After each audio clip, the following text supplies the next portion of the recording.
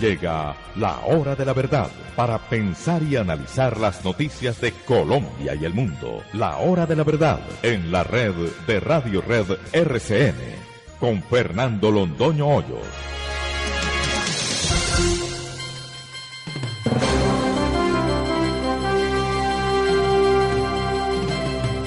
Muy buenos días. Son las 6 de la mañana de este viernes 29 de marzo de 2019. Esta es la hora de la verdad.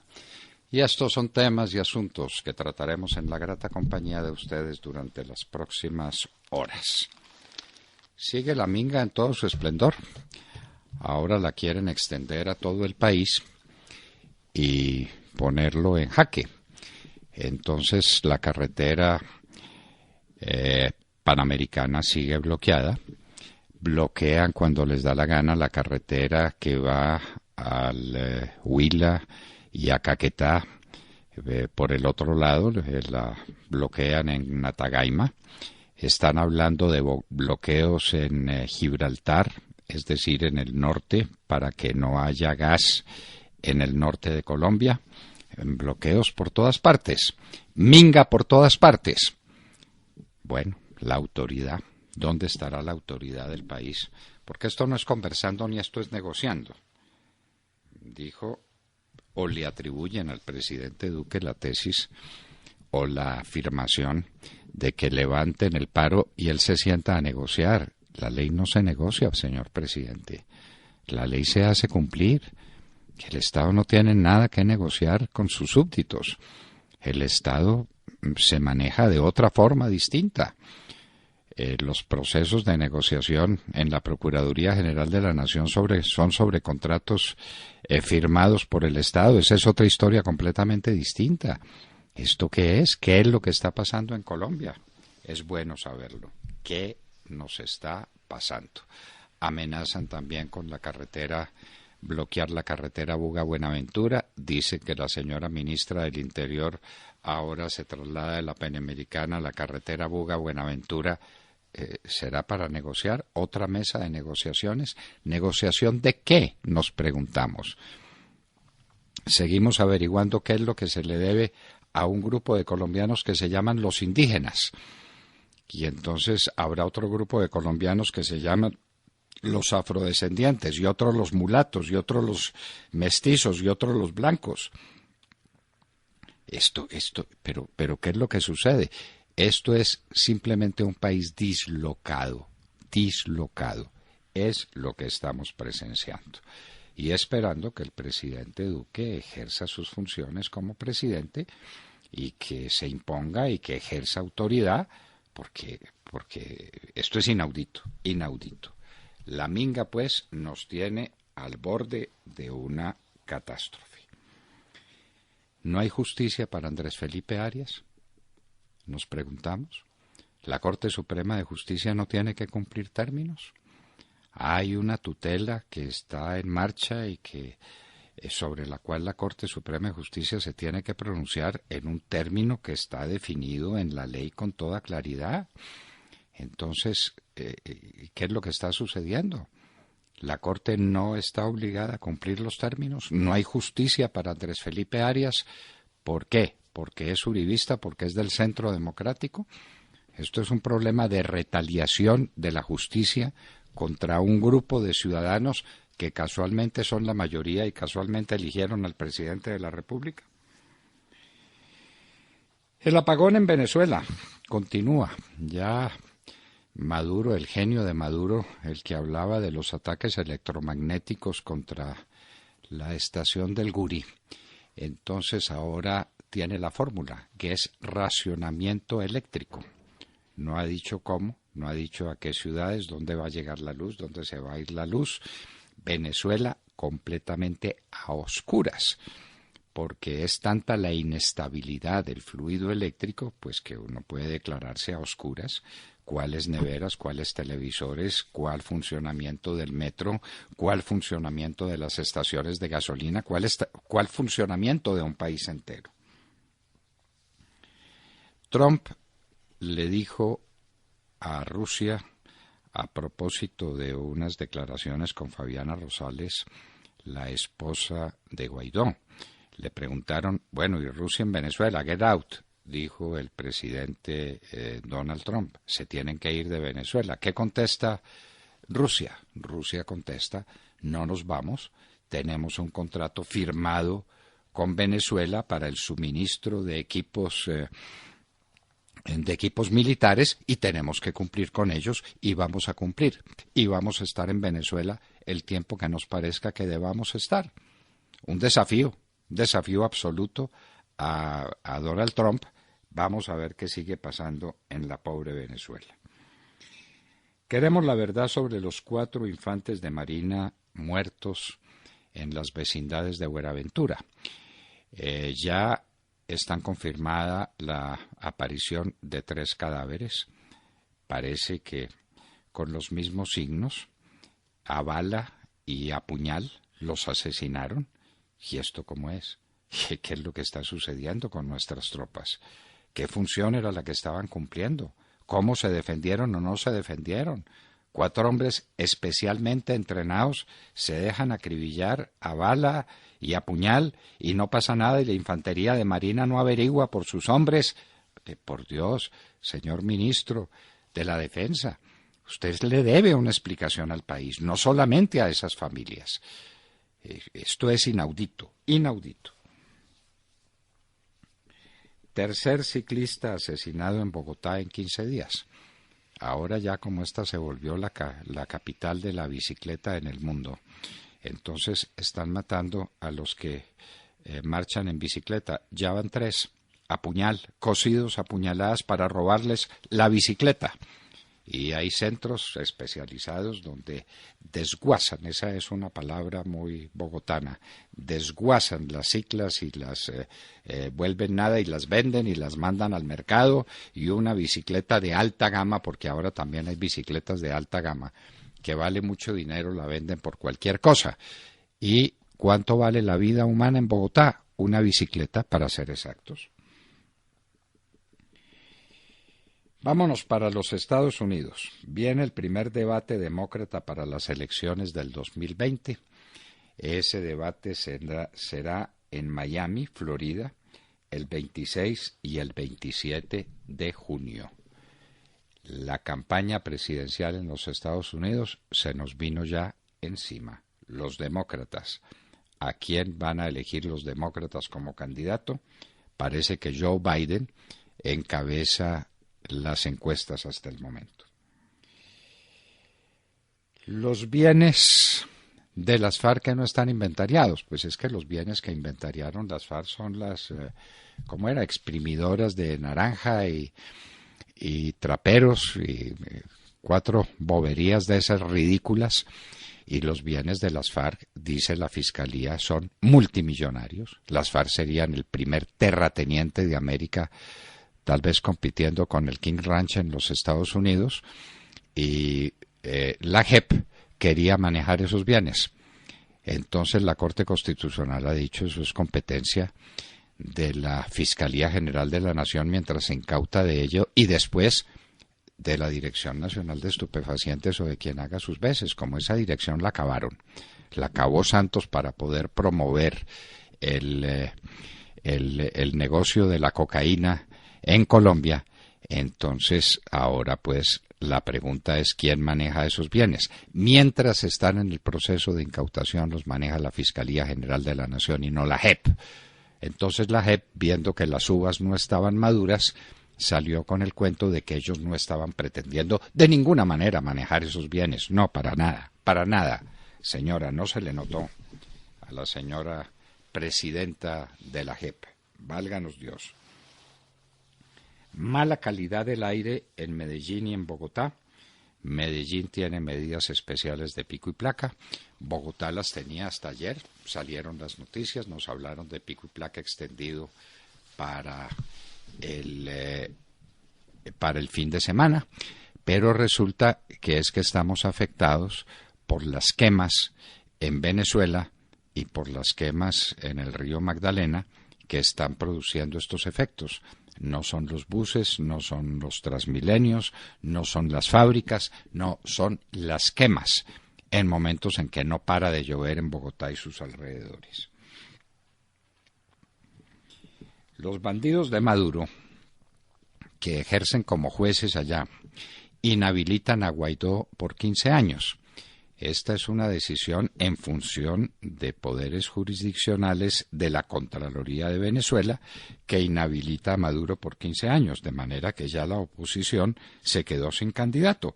Está inhabilitado Maduro. Y muy orondos y muy tranquilos. La Contraloría se inventó cualquier cosa, como las que se inventan acá. Aquí tenemos unas sorpresas judiciales que, válganos Dios, válganos Dios. Por ahí están diciendo que soy yo quien está demandado por el Estado. Se les ha olvidado notificarme. Como en el proceso de Kafka, no conozco el proceso, no sé de qué se trata y ya vienen medidas cautelares en mi contra. El Consejo de Estado, la justicia de acá es igual a la justicia de Venezuela. Estamos en el mismo nivel moral, en el mismo nivel de prerrogativas y de derechos de los asociados frente a esto. Lo de Andrés Felipe Arias no lo resuelven y entonces ahora sabemos que el Ministerio de Justicia de Santos inició una acción en contra mía, solo que yo no sé ni por qué, ni dónde, ni me permitieron la defensa en ninguna instancia, no conozco el proceso, pero estoy demandado, eso es una maravilla, y la Sociedad Interamericana de Prensa, desde luego, no se hará cargo del asunto. ¿Por qué y para qué? Porque para ellos hay periodistas de primera, de segunda y de tercera. Cuando trataron de matarme, la Sociedad Interamericana de Prensa no dijo una sola palabra. Ahora, cuando tratan de silenciarnos, desde el gobierno de Santos, porque nos opusimos a ese gobierno maldito que acabó con Colombia, entonces proceso en mi contra. Vaya, vaya, vaya. Vargas Lleras le gana a los Char la batalla en Cambio Radical por la presidencia de la Cámara de Representantes.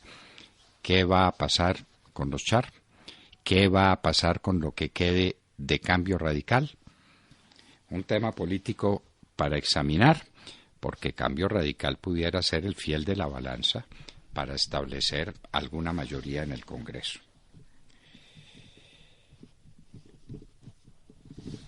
La minga parlamentaria, parece que ayer no hubo minga parlamentaria y que el consejero político del presidente le dijo a los parlamentarios que el presidente no los recibía, que el presidente se había manifestado a través de una declaración ante el país entero y que no iba a cambiar de punto de vista. Las leyes de hoy no pueden impedir la legislación de mañana. El señor Santos parece que dice que es que los próximos presidentes de la República se tienen que atener a lo que él decidió con el Congreso de Paniaguaos que tenía, violando las decisiones que tomó el pueblo en las urnas. Entonces, esos congresistas tomaron decisiones, pero no para el futuro, mientras no venga una ley posterior. No, le prohibieron al Congreso posterior dictar leyes. Esto sí no tiene antecedentes en la historia del mundo. Una norma de igual o superior jerarquía deroga una norma anterior.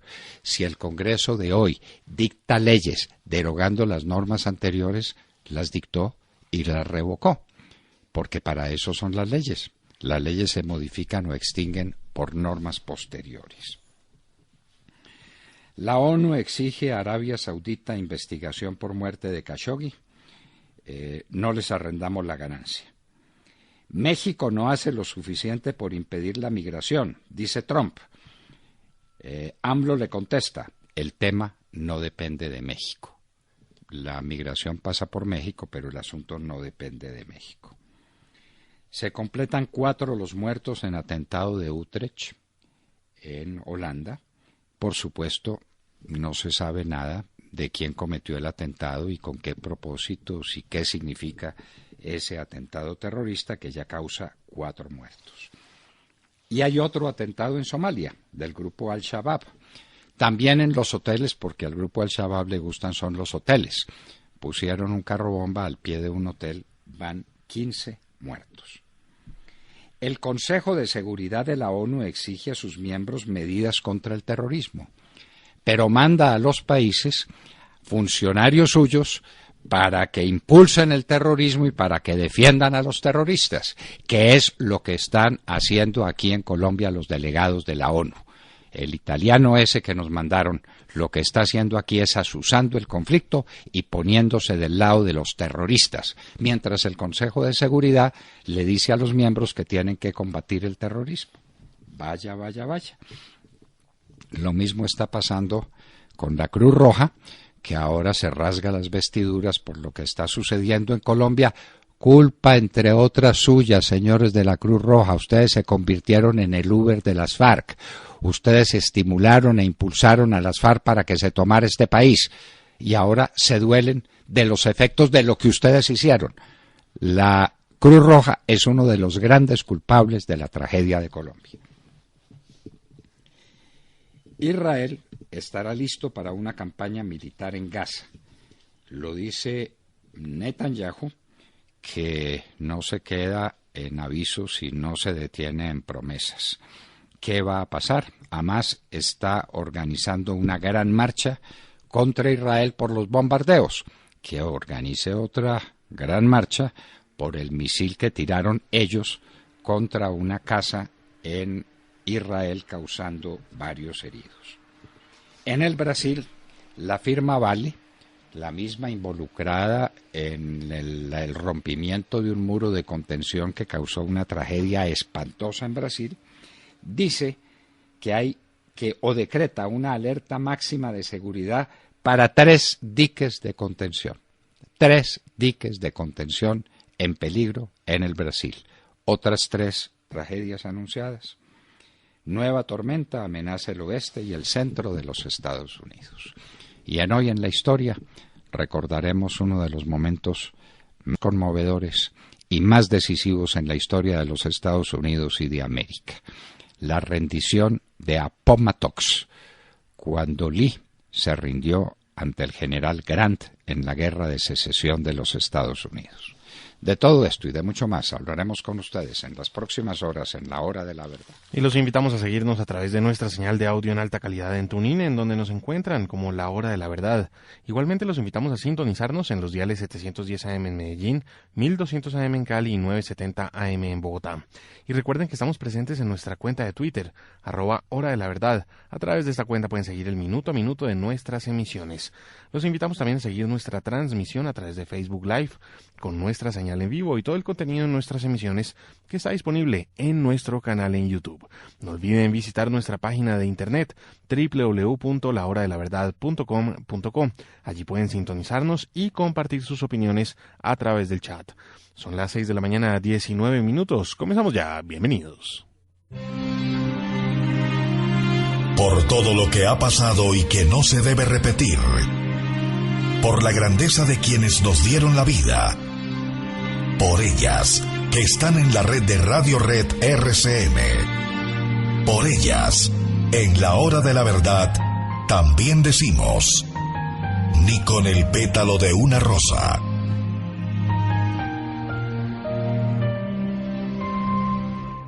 Poco de alegría en medio de tantas tristezas no está mal. Aquí recordamos a Pacho Galán, el grande compositor del merecumbé, con uno de los más famosos que compuso, Ay cosita linda, que canta Emilia Valencia. Con ese merecumbé maravilloso que desde luego no es de su época, Sergio, pero tal vez sea de todas las épocas el merecumbé de Pacho Galán. Saludemos la mañana, Sergio Gel. De todas las épocas y de todos los colombianos, doctor Londoño. Pues muy buenos días para usted, para todos nuestros oyentes. Seguimos esta mañana con los ojos puestos en el sur del país. Allí el bloqueo de la Panamericana pues sigue intacto en medio de unos diálogos que están completamente paralizados, y mientras el tiempo pasa y la ministra Nancy Patricia Gutiérrez sigue en el Cauca, la minga indígena se extiende a otros 6 departamentos del país. Y ya no hablamos solo de los departamentos del sur, sino también tenemos que mirar hacia el nororiente, porque las movilizaciones indígenas se registran incluso en norte de Santander. Pues la situación que ocurre en el Cauca, que ocurre en Nariño, que ocurre en Putumayo, que ocurre en el Valle del Cauca, pues ahora se agrava con cierres temporales en la vía que comunica precisamente a Tolima con el Huila, esto a la altura de Natagaima, mientras que en el Valle del Cauca la minga sigue amenazando con cerrar el acceso al puerto de Buenaventura, por lo que es hacia esa zona, hacia donde hoy se desplaza la ministra del Interior en un intento por calmar los ánimos, a intentar impedir, a través de la palabra y a través del diálogo, pues que los indígenas no se tomen esa vía, una vía por la que, recordemos, pasa al menos el 60% del comercio internacional de nuestro país. Y como le decía, en norte de Santander, lejos de allí, muy lejos de allí, en Gibraltar, para ser más precisos, pues los indígenas se han organizado y se han tomado una zona de acceso a esa planta de gas de Gibraltar. Esto es en el municipio de Toledo. Ecopetrol tiene activado un plan de contingencia en este momento. Dicen pues que no hay afectación en la producción hasta el momento, pero preocupa lo que está pasando allí, porque desde allí se surte de gas a norte de Santander, a algunas zonas de Antioquia y, lo más preocupante, a la refinería de Barranca Bermeja. Así que es otro frente de presión que se abre y que se está sumando pues a lo que ocurre en el suroccidente del país. Y como si todo esto no bastara, hay otra presión que llega también desde la extrema izquierda en la capital de Colombia, extrema izquierda representada por la parlamentaria Ángela María Robledo, quien hace un llamado a un paro legislativo, o lo que ella ha llamado una minga legislativa. Así pues que son muchos los frentes que tiene que atender el gobierno en cuanto a esta minga, pero lo cierto es que el diálogo está completamente paralizado, no se avanza para ningún lado con el tema del diálogo. Las vías de hecho se mantienen, porque eso sí, no han cesado, la ocupación de la Panamericana se mantiene. Y pues la fuerza pública sigue esperando que le den órdenes desde el gobierno nacional para actuar y despejar así pues la vía panamericana y garantizar además el derecho a la libre circulación de los colombianos. Esas órdenes no llegan aún, esas órdenes no se emiten desde el gobierno nacional aún. El gobierno pues mantiene la postura de que si las vías de hecho persisten, pues el presidente de la República, Iván Duque, no se desplazará hacia la zona, por lo que los diálogos no se adelantarán. Pero entre tanto, la vía sigue cerrada y no hay fuerza pública que garantice el paso de los colombianos a través de ella. Muy bien. La minga, pues, se va a extender por todo el país. Entonces ya la tenemos en Natagaima, persiste en la carretera panamericana. ¿Dónde están ubicados? Pues en la carretera panamericana la policía dice dónde están, exactamente dónde están. Hay 6.000 de ellos, se están disminuyendo, eran 7.340 y ahora son 6.700, según los boletines de la policía, son boletines oficiales. Y en varias partes las interrupciones de la carretera son de 150, de 300 indígenas o campesinos. ¿Me quieren decir esos campesinos de dónde salieron? ¿Y quiénes son los campesinos que tienen parado el Cauca? Bueno, han amenazado con la carretera Buga-Buenaventura. Ahora es la ministra la que tiene que ir a Buga y Buenaventura. No son las fuerzas del Estado, no es el ejército, no es la policía. Es la ministra la que tiene que ir a convencerlos para que nos hagan el favor de no pararnos totalmente el comercio exterior del país. ¿Usted se imagina Buenaventura paralizado? Sí, hay otra amenaza también de bloqueos. En Gibraltar. No, en la región del Sarare. Esto lo que comunica Boyacá con Arauca y Boyacá con norte de Santander. Esa esquina, ese triángulo en donde se comunican los departamentos, también pues los indígenas están amenazando ya, o anunciando en realidad, que harán bloqueos allí. Así que es todo el país. Y en Gibraltar, donde amenazan el suministro de gas a todo el norte de Santander y a todo el departamento. Sí, y a Cúcuta. Sí, y a la refinería de Barranca Bermeja. Y a la refinería de Barranca Bermeja. Entonces, usted sienta los precedentes y después recibe la cosecha correspondiente. Esto empezó, queridos amigos, cuando se negoció con las universidades y después con los estudiantes. de manera que esto es negociando, pues vamos a negociar. Y ahí tienes a los indígenas en todas partes.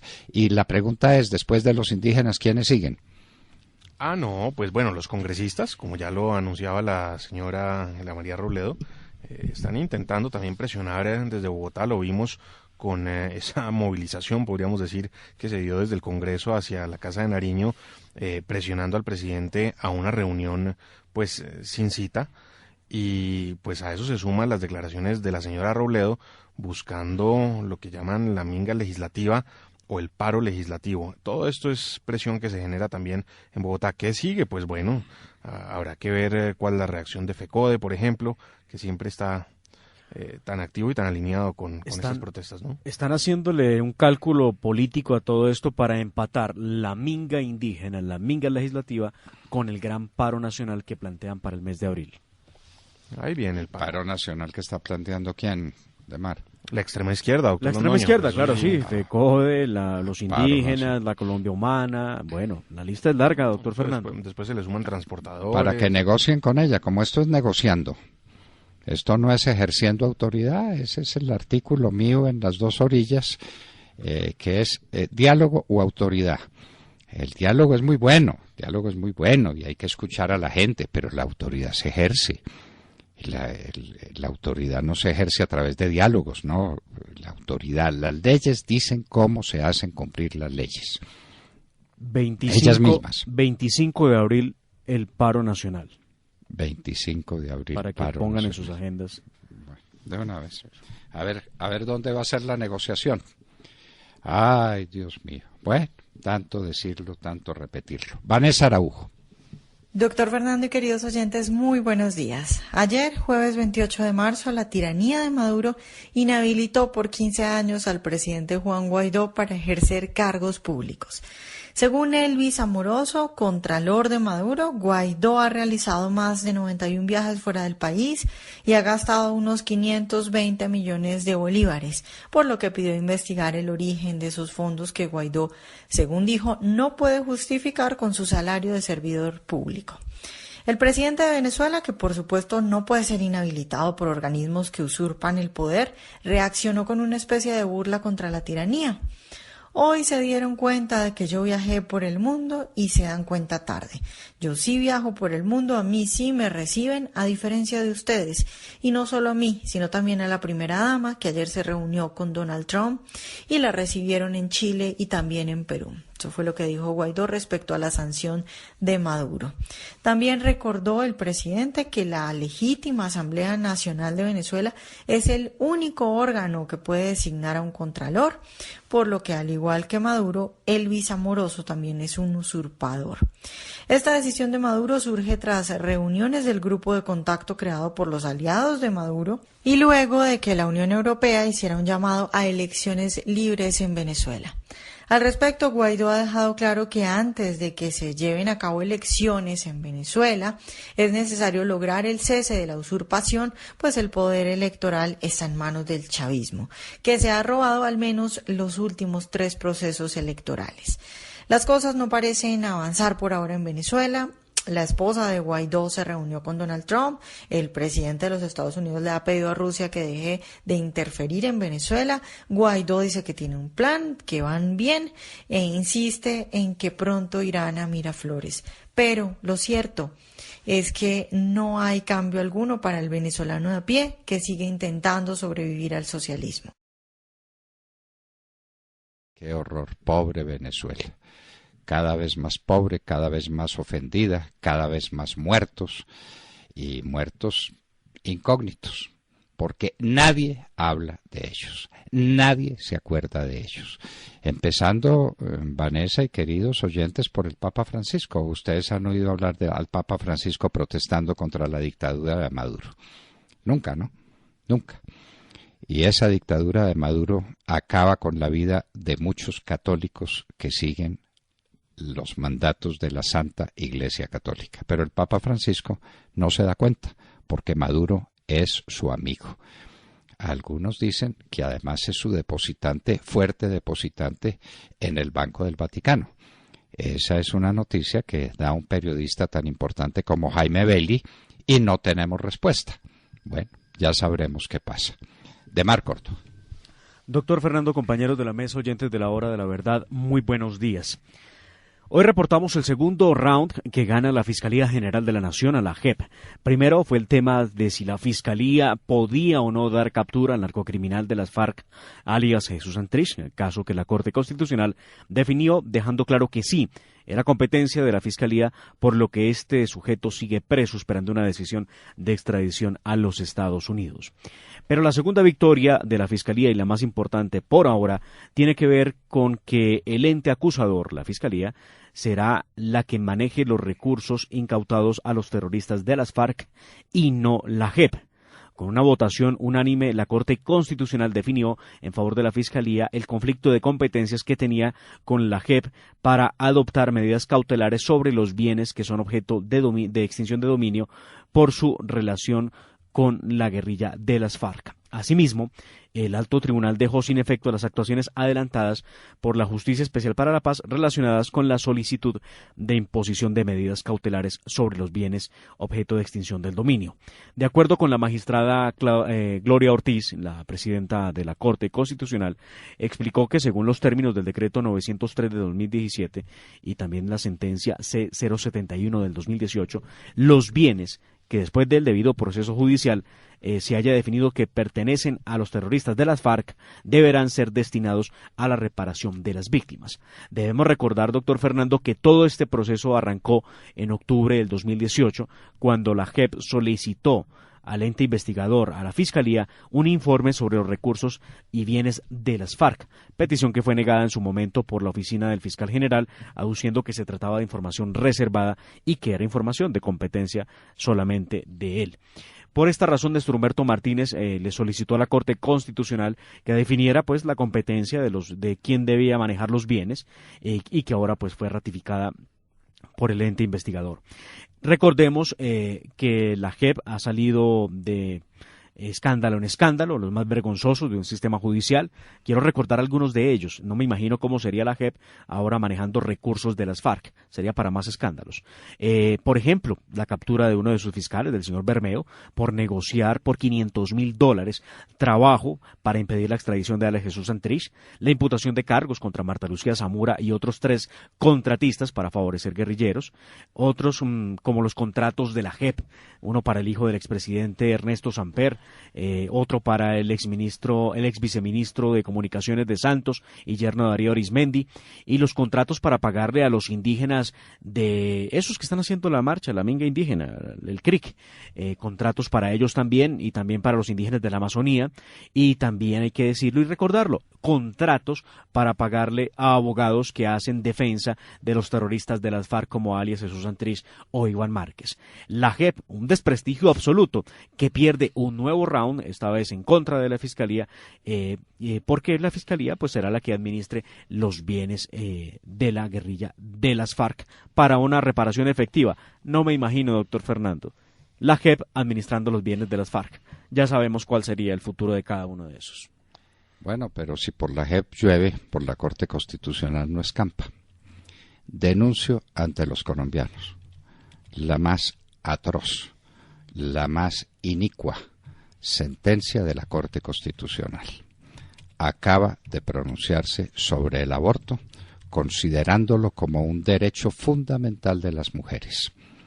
¿Cuántos niños asesinados por cuenta de la Corte Constitucional vendrán?